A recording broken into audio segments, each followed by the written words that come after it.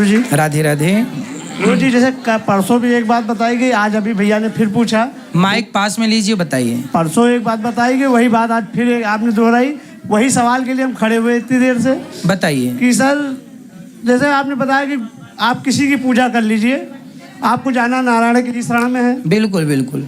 तो जैसे तो उनको हम ज़्यादातर पूजा करते हैं उनकी महादेव जी की, ठीक है, उनके भक्त हैं। हाँ। तो लेकिन फिर उनको महादेव क्यों कहा गया? क्योंकि देवों के देवता बोला गया है। शंकर जी सब हैं देव, सब ने पिया अमृत तो सब बन गए देव। शंकर जी ने पिया जहर तो शंकर जी बन गए देवाधिदेव महादेव।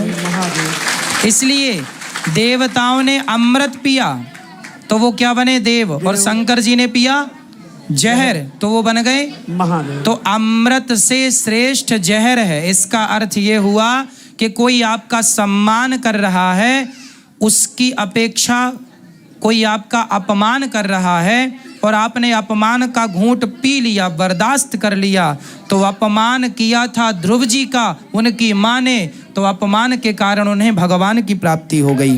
दूसरा, रुक जाओ मेरी माँ, तुलसीदास जी का अपमान किया था उनकी पत्नी ने कि जितना प्रेम हमसे करते हो उतना भगवान से किया होता तो भगवान मिल गए होते। तो अपमान जहाँ पहुँचा सकता है वहाँ सम्मान भी नहीं पहुँचा सकता। इसलिए अपमान का घूंट शंकर जी ने पिया। अपमान मीन्स जहर, इसलिए शंकर जी महादेव हो गए, बाकी सब देव ही रहे। देव ही रहे। ठीक है सर एक सवाल और आपसे कि हमारे घर में लड्डू गोपाल टूट गए हैं, तो उनको विसर्जन करके नए ले लीजिए। खंडित पूजा नहीं करते मूर्ति की। वो मैया क्या कह रही हैं? राधे गुरु जी, 3 दिनों से मैं यहीं पे हूँ, आपके रोज दर्शन ले रहा हूँ सुबह शाम। मेरे माता पिता भी आए हुए हैं, वो बाहर है। मेरा ये सवाल था कि सर मेरा विवाह 1 साल पहले हुआ था, किसी कारणवश थोड़ा चरित्र का प्रॉब्लम था तो वो टूट गया और मैंने उन्हें उनके घर भिजवा दिया। और स्थिति यहाँ तक है कि अभी वो तलाक का होने वाला है फाइनल।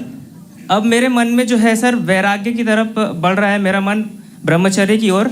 और मेरी माँ का सपना ये है कि मैं फिर से शादी करूं और मेरा परिवार बढ़े। तो कितने भाई हैं आप? अकेला हूं सर मैं। क्या करते हैं? सर सेल्स में हूं। पिताजी क्या करते हैं? वो छोटा कारोबार है सर उनका, पान मसाले का शॉप। तो आपकी पत्नी को यदि उसने गलती की जी तो उसको गलती का पश्चाताप नहीं है क्या? सर है उसको पश्चाताप, और उसके माता पिता जो है मुझे गलत बोलते हैं कि तुम कुछ गलत हो, तुमको हमने कैसे पसंद, यानी एक्चुअल में अपनी गलती एक्सेप्ट करते तो मैं आज भी उन्हें एक्सेप्ट करता। वो झुकना नहीं चाहते हैं, बहुत पैसे वाले हैं, घमंड वाले हैं। और सर मैं थोड़ा आपकी पत्नी से आपकी बात होती है? अब बंद हो गई, मार्च तक होती थी सर।